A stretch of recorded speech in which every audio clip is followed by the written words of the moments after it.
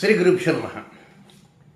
మిథున రాశి జాతకులకి 2024 సెప్టెంబర్ 11వ తేదీ బుధవారంతో ప్రారంభమై 20వ తేదీ శుక్రవారంతో అంతమయ్యేటువంటి ఈ రెండవ 10 రోజులలో ఫలితాలు, సూచనలు, సలహాలు క్లుప్తంగా 4 పాయింట్లు తెలియజేయబోతున్నాను. రాశి ఫలితాన్ని చాలా ముందుగానే అందించాలనే ప్రయత్నంలో ఉన్నాయి. ఎంచేతనంటే కరెక్ట్గా ఆ తేదీ టైంకి ఇస్తే ఒక్కోసారి కొంతమందికి కొన్ని ఇబ్బందులు కూడా వస్తున్నాయి ఆ టైమింగ్స్ చూసుకోలేక. అందులో వీలైనంత వరకు గ్రాడ్యువల్గా ముందు వన్ వీక్ ఇస్తూ కనీసం ఒక 10 days బిఫోర్ అన్నా ఇస్తుంటే కొంతవరకు అనుకూలంగా ఉంటుంది, నాకు ఇబ్బంది లేకుండా ఉంటుందని గ్రహించాను. ఓకే, ఇక మొదటి పాయింట్కి వెళ్దాం. సెప్టెంబర్ 11వ తేదీ ఉదయం నుంచి 11వ తేదీ రాత్రి 9:22 వరకు కేవలం తక్కువ పీరియడే. Morning to night bedtime వరకు ఆహ్లాదంగా ఉంటుంది, ప్రేమికులకు అనుకూలంగా ఉంటుంది, దంపతులకు అనుకూలంగా ఉంటుంది, వ్యాపార భాగస్వాములకు అనుకూలంగా ఉంటుంది.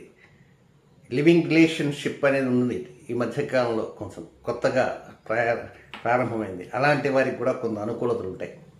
ఏదైనా ప్రేమ వ్యవహారాలు ఇలాంటి వాటికి ఈ సమయం కొంచెం పెద్దపీట వేసినట్లుగా ఉంటుంది. వివాహ నిర్ణయాలు అంటే ఇది శూన్యమాసం అనుకో, కానీ మనసులో నిర్ణయాలు చేసుకోవచ్చు చక్కగా. కనుక దంపతుల మధ్య ఒక అవగాహనలు, ఒప్పందాలు, ఖచ్చితమైన నిర్ణయాలు అవి ఈ సమయంలో కొంచెం పరిఢ వెళ్ళటానికి అవకాశాలు అనేవి ఉన్నాయి. ఇక నెక్స్ట్ రెండవ పాయింట్కి వెళ్తే 11వ తేదీ రాత్రి 9:22 నుంచి 16వ తేదీ ఉదయం 5:44 వరకు ఉన్నటువంటి టైం మాత్రం ఇది కొంత అనుకూలతలు ఉన్నట్లుగా అనిపిస్తుంటాయి, కానీ అనుకూలతలు కావు. మనకంతా కూడా ఇంకేముంది, 5 నిమిషాల్లో పని అయిపోతుంది, పై అధికారులు సంతకం పెట్టేస్తారు అనుకుంటుంటారు. అంతే, కోర్టు కూడా వాయిదా కొర్రు ఈరోజుసారి ఏదో ఒకటి పిలిచి అడుగుతారనుకుంటారు, అది కూడా వాయిదాలు పడుతుంటాయి. అంటే తరచుగా నాగాలు పడుతుంటాయి.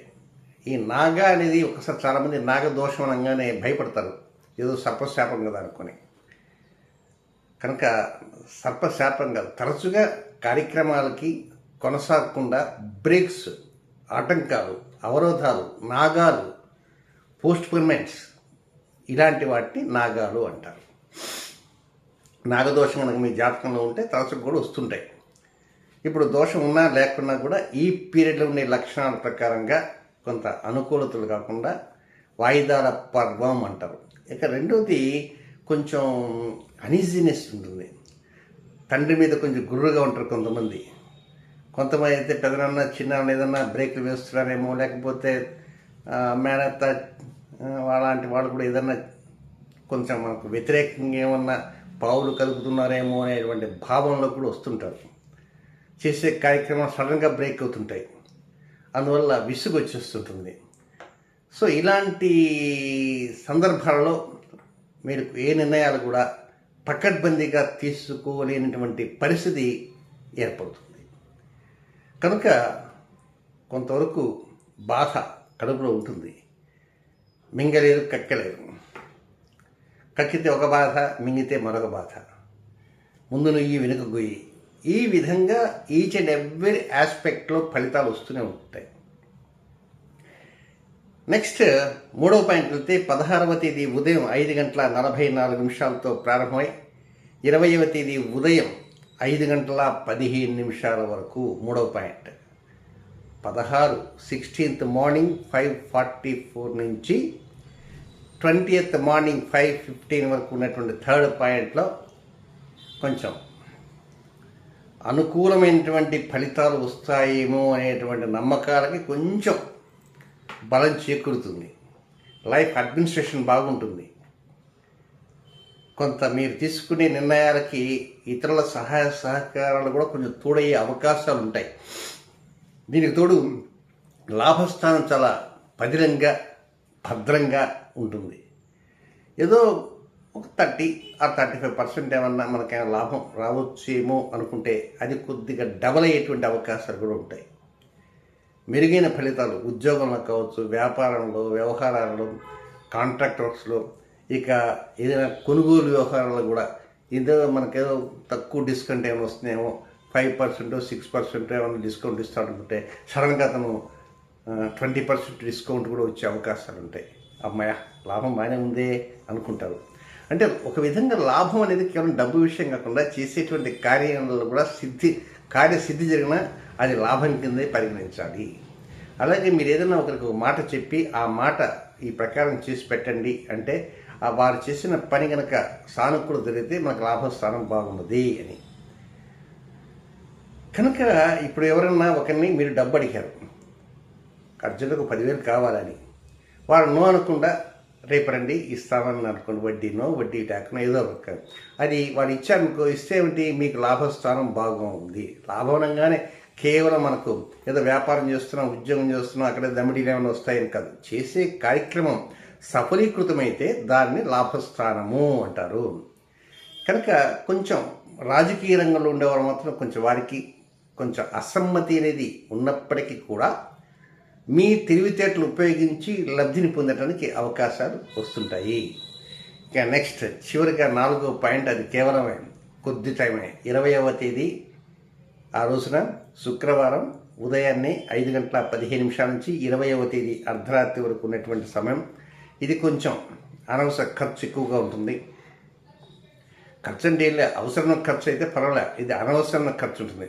ఒక్కొక్కసారి ఉన్న పరంగా సెల్ ఫోన్ మాట్లాడుతూ పోతుంటాం, అది ఎక్కడ ఏదో కింద మిస్ అవుతుంది, ఫస్ట్ ఫ్లోర్ నుంచి సెకండ్ ఫ్లోర్ కింద పడితే పగిలిపోవటానికి ఏవో చిన్నపిల్లలకి ఇస్తే వాళ్ళు కింద వేయటము, ఒక సెల్ ఫోనే కాదు ఇంక ఏదో ఒక వెహికల్ చిన్న రిపేర్స్ రావటము, లేదా అనారోగ్యం వస్తే అది రావటము, ఇలాంటివన్నీ వచ్చిన కారణంగా కూడా ఒక్కోసారి డబ్బు అనవసరంగా ఖర్చు అయ్యేటువంటి అవకాశాలు వస్తుంటాయి.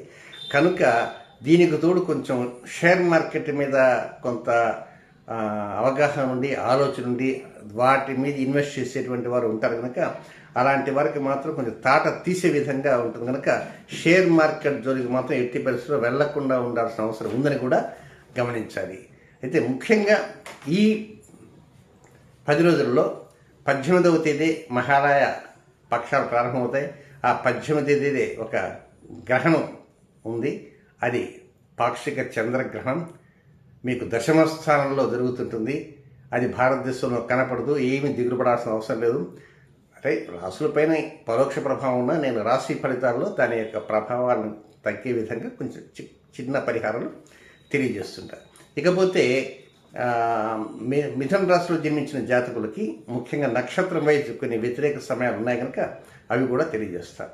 మృగశిర నక్షత్ర 3, 4 పాదాల్లో జన్మించిన జాతకులు 12వ తేదీ గురువారం, ఆ గురువారం రాత్రి 9:53 నుంచి 13వ తేదీ శుక్రవారం రాత్రి 9:53, ఇది 9:53 అది 9:53, అంటే ఖచ్చితంగా 24 గంటలు, 12 రాత్రి నుంచి 13 రాత్రి వరకు 24 అవర్స్ ఇది అన్ఫేవరబుల్ టైం. కనుక ఏదో అది కొందాం ఇది కొందాం అని కాకుండా వాటికి అడ్వాన్స్లు వీటికి అడ్వాన్స్ ఇవ్వటం అనేది కుదరదు, ఇది వ్యతిరేక సమయము. సో దాని సమయాన్ని వదిలేయండి. మామూలుగా జనరల్గా ఉండేటువంటి కార్యక్రమాలు, రొటీన్ కార్యక్రమాలు చక్కగా చేసుకోవచ్చు. నెక్స్ట్ ఆర్ద్ర నక్షత్రంలో జన్మించిన జాతకులకి 13వ తేదీ శుక్రవారం రాత్రి 9:53 నుంచి 14వ తేదీ శనివారం రాత్రి 8:32 వరకు ఆరుద్ర వారికి సరైన సమయం కాదు, అది వ్యతిరేక సమయము, అన్ఫేవరబుల్ టైం, విసర్జనీయ సమయము. వీరు కూడా కొత్త కార్యక్రమాలకి శ్రీకారాలు చుట్టకుండా కొత్త కార్యక్రమం వైపు వెళ్లకుండా పాత కార్యక్రమాలు అలాంటివి ఏదైనా ఉంటే రొటీన్ కార్యక్రమాల మీద మాత్రం దృష్టి సాగించవచ్చు. చివరిగా ఉన్నటువంటిది పునర్వసు నక్షత్రం 1, 2, 3 పాదాల్లో జన్మించిన మిథున రాశి జాతకులకి 14వ తేదీ శనివారం రాత్రి 8:32 ప్రారంభమై 15వ తేదీ ఆదివారం సాయంత్రం 6:49 వరకు ఉన్న సమయం, అది కూడా వ్యతిరేక సమయం, అన్ఫేవరబుల్ టైం. కనుక ఈ సమయంలో మొదలు పెట్టవద్దు, కొత్తవి కొనుగోలు చేయవద్దు, కొత్త వాటికి అడ్వాన్స్ ఇవ్వద్దు. ఏదో మామూలు సాదాసీదాగా జరిగేటువంటి కార్యక్రమం వైపే దృష్టి ఉంచడానికి ప్రయత్నం చేయాలి. అయితే ముఖ్యంగా ఒక చిన్న గమనిక ఏమిటంటే, మీకు దశమ స్థానంలో అంటే 10th హౌస్ లైఫ్ అడ్మినిస్ట్రేషన్, ఈ స్థానంలోనే రాహువు ఏం చేస్తున్నాడు, ఆయన శని నక్షత్రంలో సంచారం చేస్తున్నాడు. వచ్చే మార్చి 16 వరకు ఉంటాడు. అలాగే మీకు భాగ్యస్థానంలో 9వ స్థానంలో అదృష్ట స్థానంలో వక్రశని సంచారం సాగిస్తున్నారు. నెక్స్ట్ రాబోయేటువంటి అక్టోబర్ 5వ తేదీ దగ్గర నుంచి జూపిటర్, బృహస్పతి, గురుగ్రహం ఆయన కూడా ఒక 119 రోజులు వక్రం ప్రారంభిస్తాడు మీకు 12వ రాశిలో. కనుక రాబోతున్న నెల నుంచి కొంచెం పరిస్థితులన్నీ కూడా కొంచెం ఒత్తిడిగా ఉన్నట్టుగా మధ్య మధ్యలో అనుకూలతలు ఉంటాయనుకోండి సుమా, మీరే కంగారు పడద్దు. వీటి ప్రభావాలు ఎక్కువగా ఉంటాయి కనుక అందుకే వీటిని దృష్టిలో పెట్టుకుని రాశి ఫలితాన్ని కొంచెం ముందు కనీసం ఒక 10 days బిఫోర్ వచ్చే విధంగా చేస్తాను.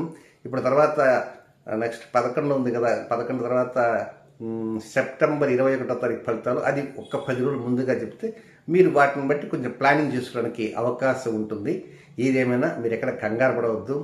మహారామవాస్యకు కూడా ఒక గ్రహణం ఉంది, అది కంకణాకార సంపూర్ణ సూర్యగ్రహణం. అది భారతదేశంలో లేదు, అది ఇతర దేశాలలో ఉంది. కనుక దానికి సంబంధించిన వీడియో కూడా చెప్తాను.